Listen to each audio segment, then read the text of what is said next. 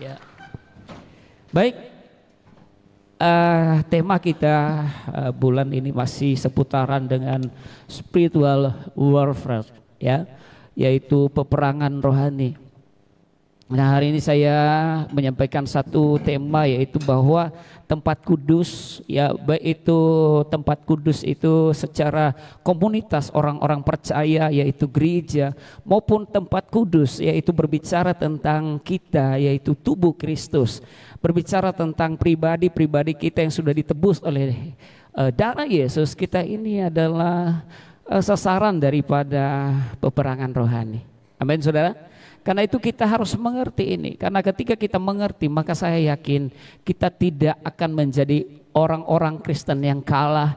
Kita tidak akan menjadi hamba-hamba Tuhan yang kalah, tetapi kita akan menjadi hamba-hamba Tuhan yang menang. Katakan amin, ya. Ya, sanctuary, the basis of spiritual warfare, ya. Jadi tempat kudus atau tempat suci Allah atau bait Allah itu adalah basis peperangan rohani. Nah, sebagaimana dengan nats kita di bulan ini berbicara tentang, yaitu di dalam kitab Efesus pasal 6 ayat 11 sampai dengan 12, mari kita lihat. Oke, next ya. Oke. Nah, peperangan rohani adalah sebuah kebenaran yang harus diterima para pengikut Kristus, ya. Ini kita nggak bisa mengelak dengan yang namanya peperangan rohani. Karena untuk kita bisa sampai kepada kehendak Tuhan yang sempurna, maka kita harus melewati yang namanya peperangan rohani, ya. Bagaimana kita bisa mengalami berkat-berkat yang daripada Tuhan, maka kita harus masuk dalam peperangan rohani. Saudara, kalau saudara baca di dalam kitab mulai daripada kitab Kejadian sampai dengan seterusnya, nah saudara, nanti saudara akan dapatkan di sana bahwa di dalam perjanjian lama, di mana bahwa peperangan-peperangan itu diizinkan oleh orang-orang Israel supaya apa? Mereka mengalami kemenangan, dan di kemenangan itu maka mereka semakin diberkati oleh Tuhan. Kalau kita lihat saudara, bagaimana Raja Salomo itu adalah seorang raja yang kaya raya. Dicatat dalam firman Tuhan di dalam kitab Raja-Raja bahwa tidak ada orang yang memiliki kekayaan baik sebelum zamannya Salomo maupun setelah zaman Salomo, tidak ada orang kaya yang melebihi daripada Salomo. Nah, sekarang timbul pertanyaan, kenapa Salomo itu menjadi kaya? Saudara, bukan hanya karena dia itu pada saat itu dia waktu Tuhan ngomong kepada Salomo, Salomo, kamu mau minta apa kepadaku? Tuhan tidak hanya jawab memberi dia pada saat itu dia minta hikmat dari Tuhan, tapi Tuhan tidak hanya jawab kasih dia hikmat, ya, tetapi Tuhan kasih dia kekayaan. Tapi kekayaan ini bermula dari sebuah tindakan. Katakan tindakan. Karena itu saudara, kalau saudara mau kaya, saudara enggak simsalabim, kita hanya berdoa saja tidak berbuat, saudara. Itu ya sesuatu yang tidak masuk akal, ya. Tetapi Tuhan memberkati kita ketika kita juga mau bertindak dengan iman. Kenapa Tuhan menempatkan Adam dan Hawa ke Taman Eden itu, di mana pada waktu Tuhan menempatkan manusia pertama itu, lalu Tuhan berkata kepada mereka, usahakanlah. Amin, saudara. Usahakanlah taman itu. Dan kalau hari ini kita ada di bumi ini, kita ada di dunia ini, maka bagian kita orang percaya mengusahakan bumi ini. Saya percaya ketika kita gigih mengusahakan bumi ini, kita kerja dengan keras, dan tentunya prioritas yang paling utama itu adalah Tuhan. Ora et labora, saya percaya Tuhan akan memberkati kita dimanapun kita berada. Amin, saudara. Ya, dan bukan berarti saudara hanya untuk mencapai sebuah kekayaan, mencapai keberhasilan, maka kita tinggalkan ibadah, kita jauh dari Tuhan. Tidak. Satu-satunya prioritas pertama adalah Tuhan.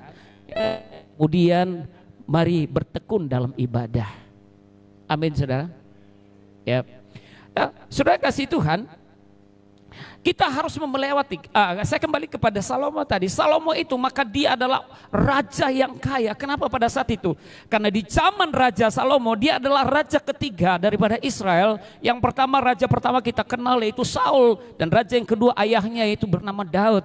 Dan dia adalah raja ketiga daripada Israel.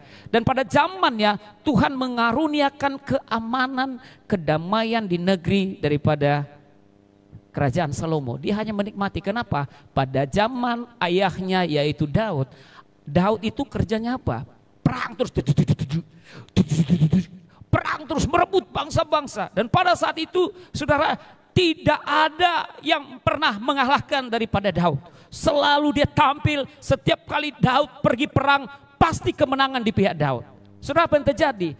Ya, pada saat itu dia merasa letih dengan apa yang dia lakukan dan dia berkata kepada Tuhan, Tuhan, izinkanlah saya sekarang, aku ingin. Kita tahu bagaimana Daud itu hatinya kepada Tuhan.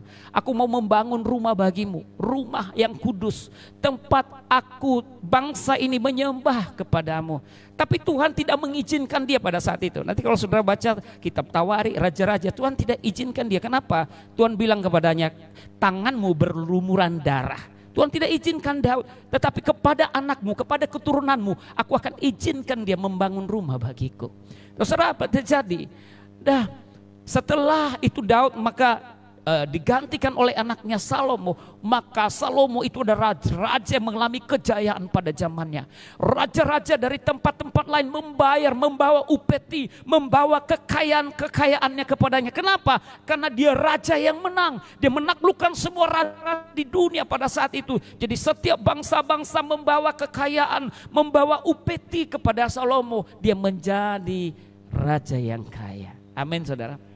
Nah, dengar baik. Awal dari kekayaan Salomo tidak datang, saya katakan tidak datang begitu saja, tetapi juga ada di latar belakangi. Ya, kenapa Salomo itu juga menjadi raja yang kaya. Kalau saudara mimpi, kalau saudara ingin untuk menjadi berhasil, saya percaya kalau saya tanya satu persatu, tidak ada seorang pun di antara kita yang tidak ingin berhasil, tidak ingin diberkati oleh Tuhan. Semua kita rindu diberkati oleh Tuhan. Karena itu jika saudara ingin diberkati oleh Tuhan, mau tidak mau, suka tidak suka, Bapak Ibu harus masuk di dalam peperangan rohani. Dan waktu engkau masuk dalam peperangan rohani, pastikan dirimu jangan menjadi orang yang kalah. Karena waktu kita kalah, malah apa yang kita miliki akan direbut oleh musuh, diambil oleh musuh. Amin. Ingat Yohanes 10 ayat 10, pencuri datang, mencuri, membunuh, membinasakan. Yesus datang memberi kita hidup dalam kelimpahan. Saudara mau memilih apa? Kekayaanmu yang kamu miliki diambil oleh musuh, atau Anda diberkati oleh Tuhan?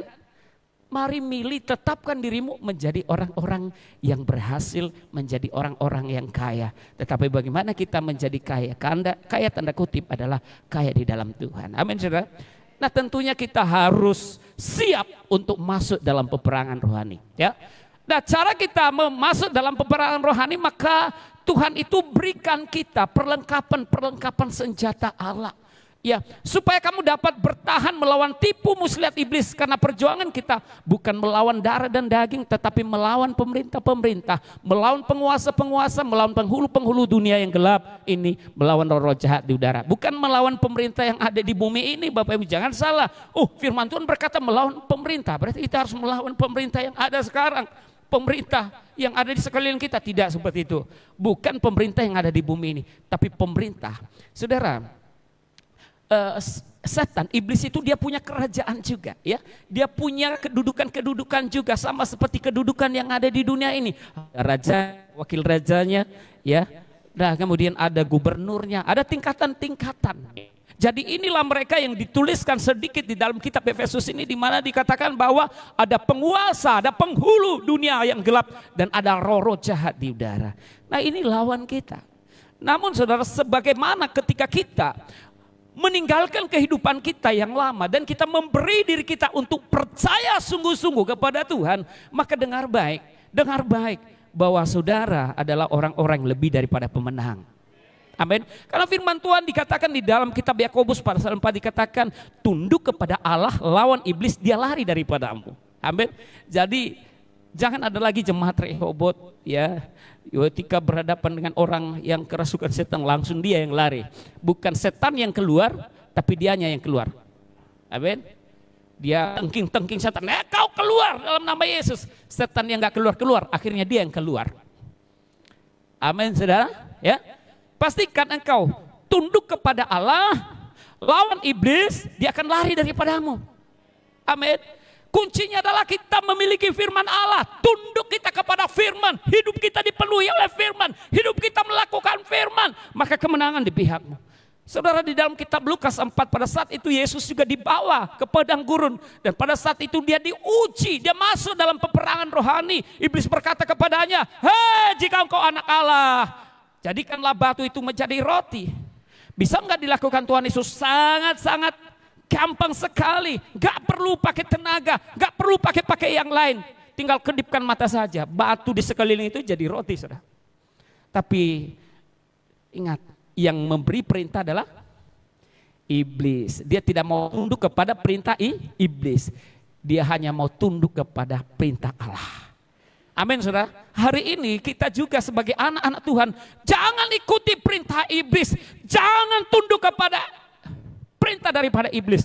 Apa yang membuat Adam dan Hawa mereka kalah? Mereka keluar, diusir dari lingkungan kebahagiaan, damai sejahtera daripada Allah, kekayaan daripada Allah di dalam Taman Eden. Karena pada saat itu dia menempatkan, meminjamkan tubuhnya sebagai bait Allah tadi, sebagai tempat roh Allah ini. Dia tidak membuka hatinya kepada firman Allah, tetapi mengizinkan daripada iblis menempati hatinya. Ketika iblis berkata, kalau kamu makan buah itu kamu akan seperti Allah. Dia percayakan hal itu. Dia percayakan hal itu dan iblis itu diizinkannya untuk berkuasa di hatinya. Hari ini saudara, kalau mau memenangkan peperangan rohani, jangan sedikit pun kasih celah kepada iblis untuk engkau meminjamkan tubuhmu sebagai bait Allah, bait roh Allah ini kepadanya. Amin. Saya percaya Anda akan menjadi orang yang menang dalam peperangan rohani ini. Bisa, kalau mau tepuk tangan silahkan. Jangan gantung-gantung, saudara, ya. Haleluya. Tepuk tangannya yang pasti bukan kepada saya, tapi kepada Tuhan Yesus. Sebab bagi dia segala kemuliaan, bagi dia segala hormat, kekal selama-lamanya.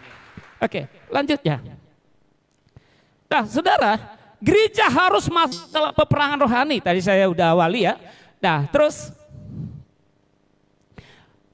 ya, ada 4 area peperangan rohani kepada setiap kita, anak-anak Tuhan, kepada kita gereja, ya, gereja secara komunitas, ya, anak-anak Tuhan, ya,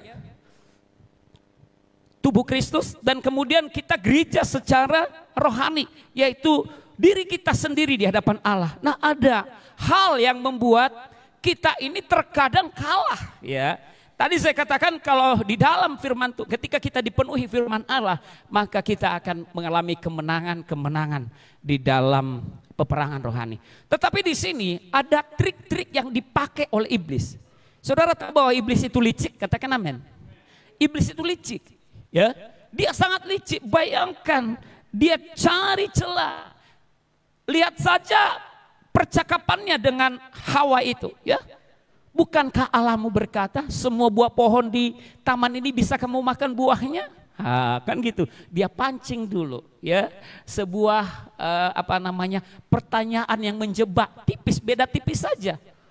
Hawanya komplain, oh tidak seperti itu. Betul, memang bisa kami makan semua, tapi yang di tengah taman itu nggak bisa kami makan. Nah, itu hebatnya iblis, itu licik sekali dia. Dia cari celah. Lalu apa yang terjadi selanjutnya? Ini kesempatannya untuk masuk. Oh enggak. Nah, ketika dia dibuka Hawa, ada pohon nggak bisa kami makan. Oh enggak bisa kamu makan itu. Kalau kamu makan itu kamu akan seperti Allah. Nah, dia lupa dirinya dia sudah seperti Allah, diciptakan serupa segambar dengan Allah. Katakan amin. Nah, trik-trik iblis ini sangat tipis-tipis sekali. Hati-hati. Karena itu saudara, nah, kalau peperangan seperti di TV itu, ya, seperti yang sedang terjadi sekarang, ya, Hamas dengan Israel atau peperangan-peperangan yang lain, tidak seperti itulah peperangan kita hadapi, ya. Atau peperangan seperti film-film kungfu itu, wah, isinya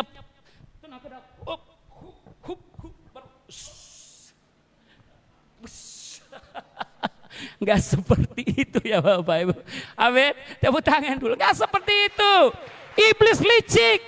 Nah apa? Mari kita kenal area peperangan rohani ini. Yang pertama coba lihat. Ekonomi. Ya. Nah ekonomi, roh keserakahan. Dunia sekarang ini sedang haus dengan keserakahan. Orang anak-anak Rehoboth enggak ya. Sini anak-anak mengasihi Tuhan, anak-anak yang diberkati Tuhan.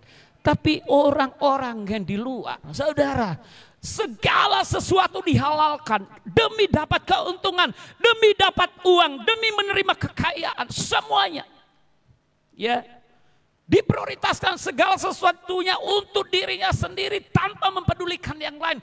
Melanggar aturan-aturan, menabrak segala peraturan-peraturan. Untuk apa?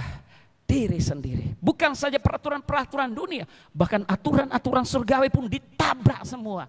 Untuk apa? Untuk ya kepentingan diri sendiri.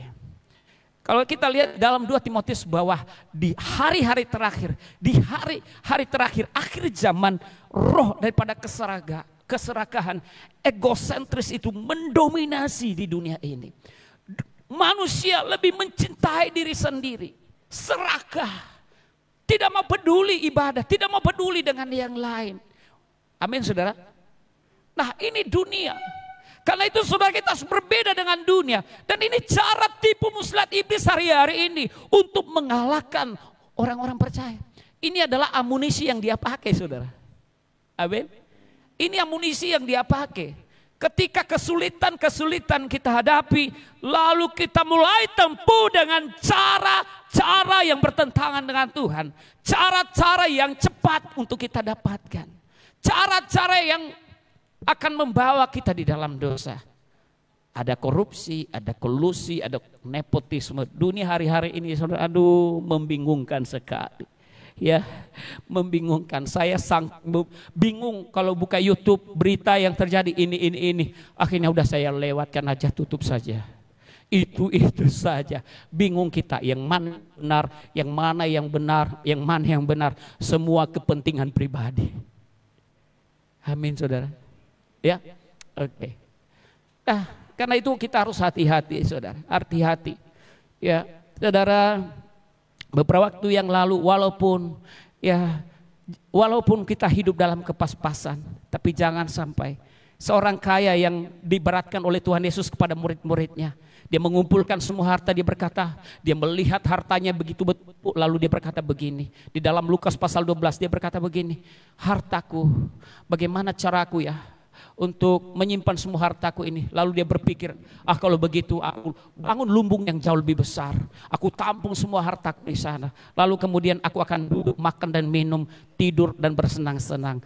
Tapi pada akhirnya Tuhan datang, hai engkau, ya semua yang kamu miliki itu sekarang dicabutlah nyawamu. Dan waktu cabut nyawamu, dicabut nyawanya saudara, semua kekayaannya itu apa? Gak ada yang dibawa satupun.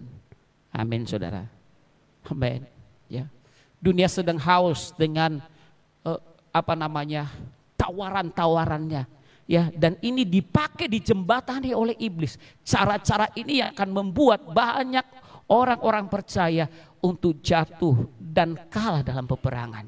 Karena itu saudara, mari kita berhati-hati. Ya, masalah kesulitan anak-anak muda, kesulitan dalam pekerjaan, sabar, tekun dalam doa, tapi jangan tidur-tidur. Saya tidak mengajarkan kita tekun dalam doa dan tidur-tidur di rumah, no. Amin saudara, tekun dalam doa dan bekerja, berdoa, saudara akan berhasil.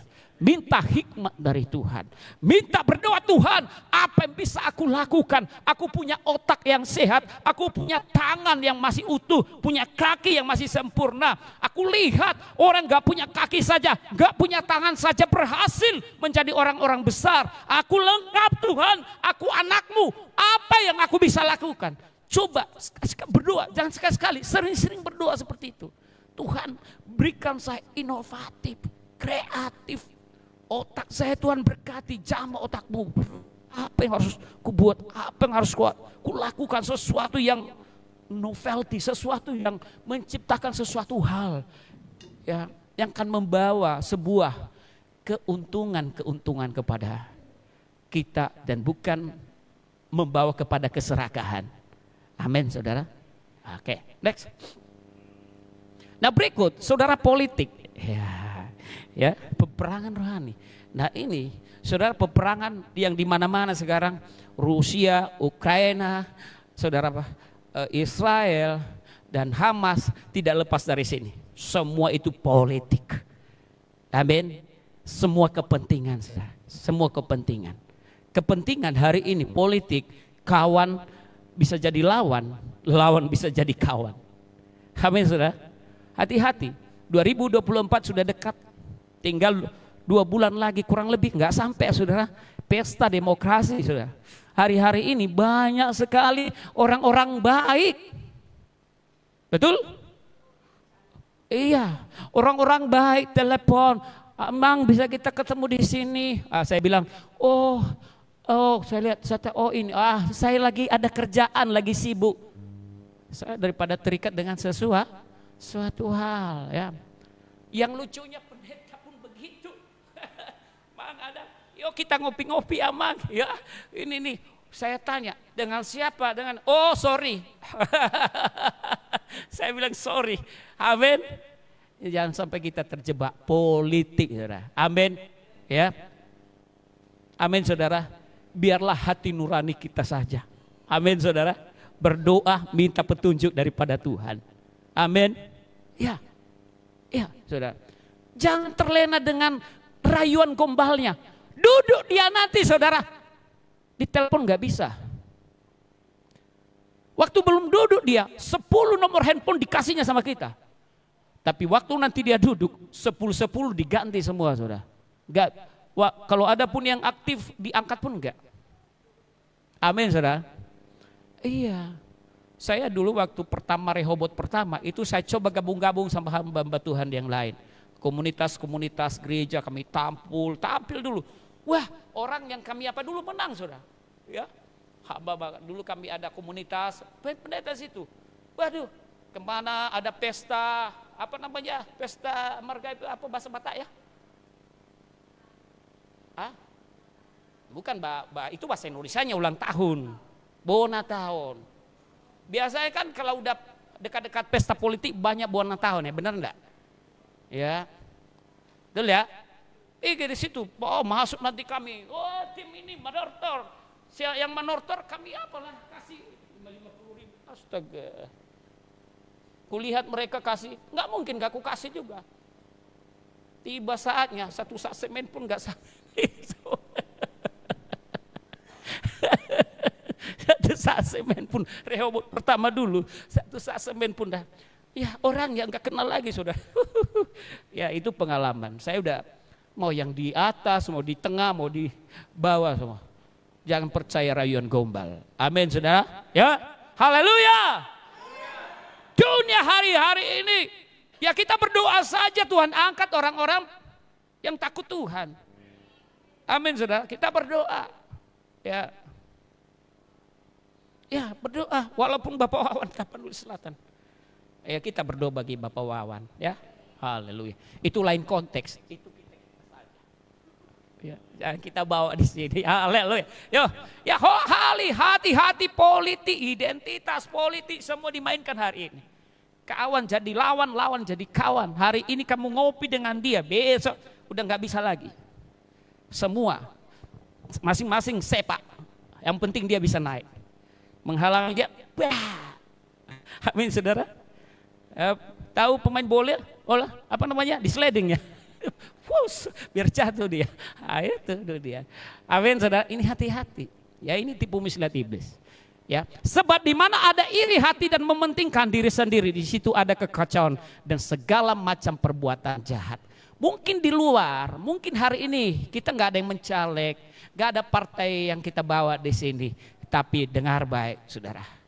Nah, keadaan-keadaan ini juga dipakai oleh iblis. Amin. Yuk, mari kita pertahankan keunitian, kesehatian di antara sesama jemaat Rehobot ini. Amin, saudara. Kasih menutupi segala kekurangan. Amin, saudara. Jangan cepat-cepat sakit hati, jangan cepat-cepat bucut, jangan cepat-cepat mandele. Gembala GBI Rehobot hanya 1. Jadi kalau gembalanya Mungkin ada yang sakit 10 orang, 10 orang dalam satu hari nggak bisa dijalani oleh gembalanya. Jangan sakit hati Bapak Ibu. Aku doakan gembalaku, mungkin gembalaku lagi kuliah, mungkin gembalaku lagi pelayanan, dan aku percaya aku sembuh. Tuhan berkati dimanapun ada gembalaku, amin. Jangan gak datang, ditanya mungkin lupa, gak tahu juga gembalanya. Langsung bucut, itu di tempat lain. Jemaat GB Rehoboth adalah orang-orang yang dewasa di dalam Tuhan. Katakan amin. Berikan kemuliaan bagi Tuhan. Ya, keadaan-keadaan seperti ini sering dipakai oleh iblis. Dalam rumah tangga juga begitu. Di mana ada iri hati dan mementingkan diri sendiri, di situ ada kekacauan dan segala macam perbuatan. Dari iri hati pasti ada kekacauan. Betul enggak? Mau dalam rumah tangga, mau dalam komunitas kita ini, gereja satu dengan yang lain.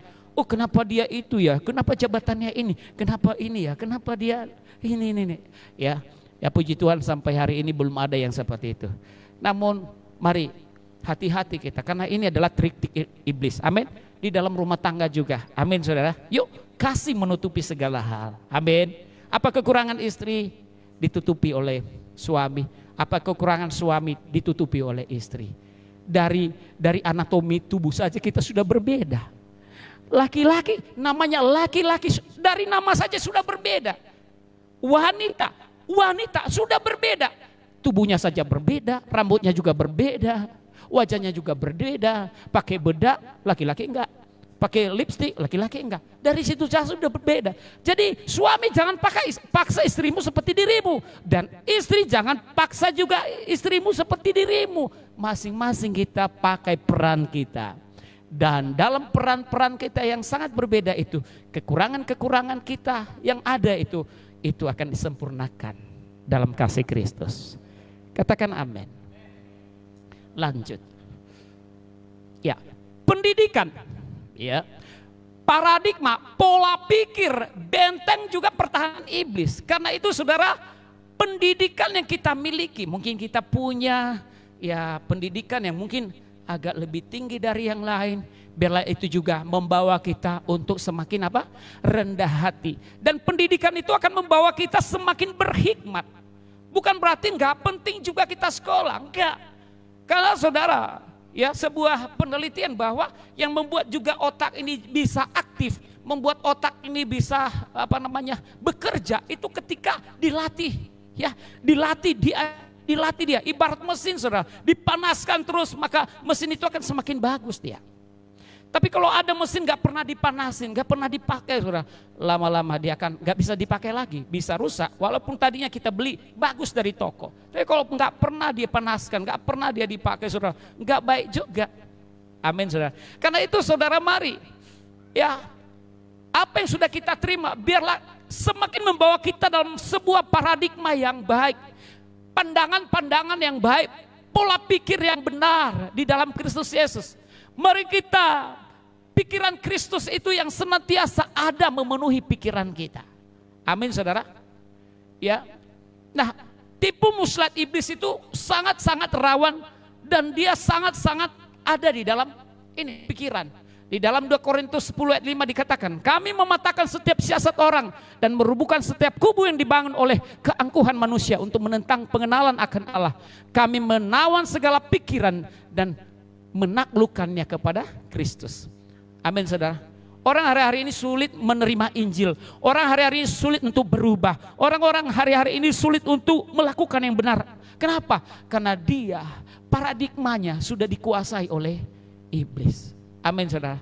Tetapi ketika paradigma itu diubah, memberi pikiran itu diubah, kita katakan Tuhan ubah pikiran saya, tundukkan pikiranku di bawah kuasamu, di bawah pikiran Kristus, Kolose pasal 2.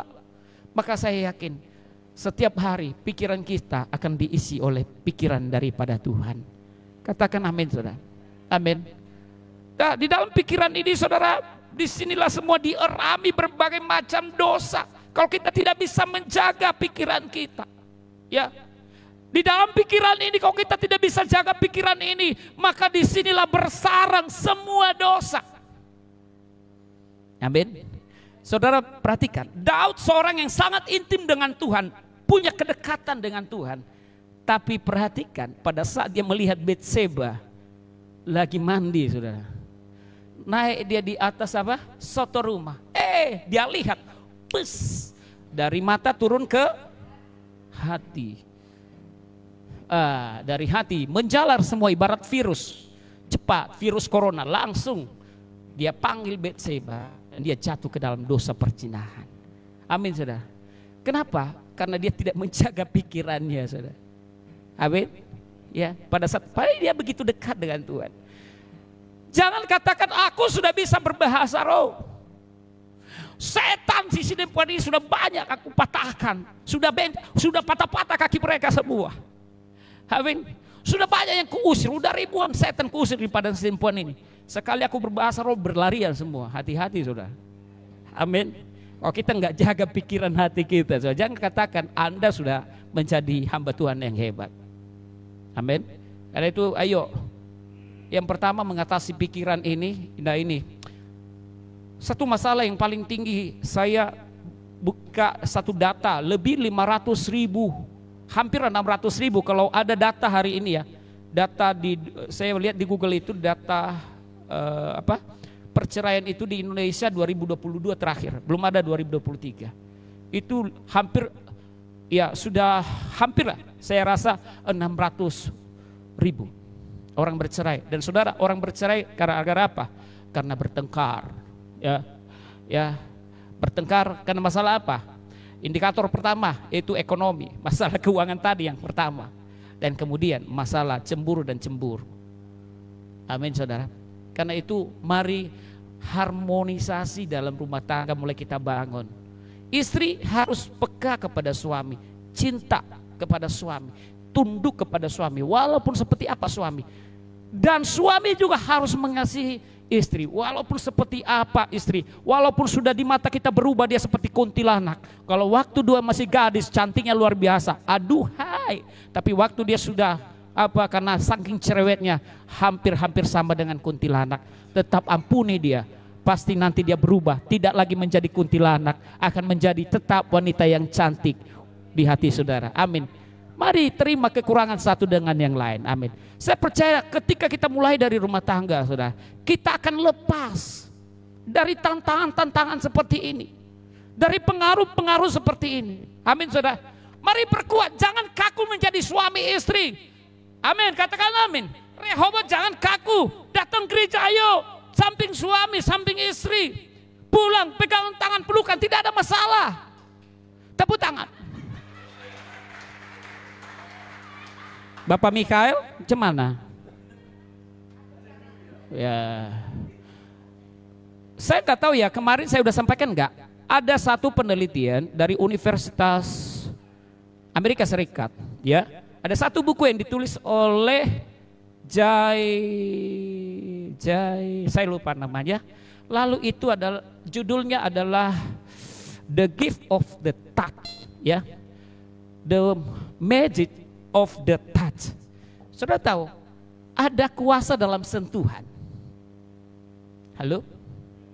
Waktu ada sebuah dalam penelitian itu, dalam tulisan itu adalah jurnal ya, jurnal penelitian. Artinya apa? Kebenarannya itu 90%. Ya, itu sebuah penelitian.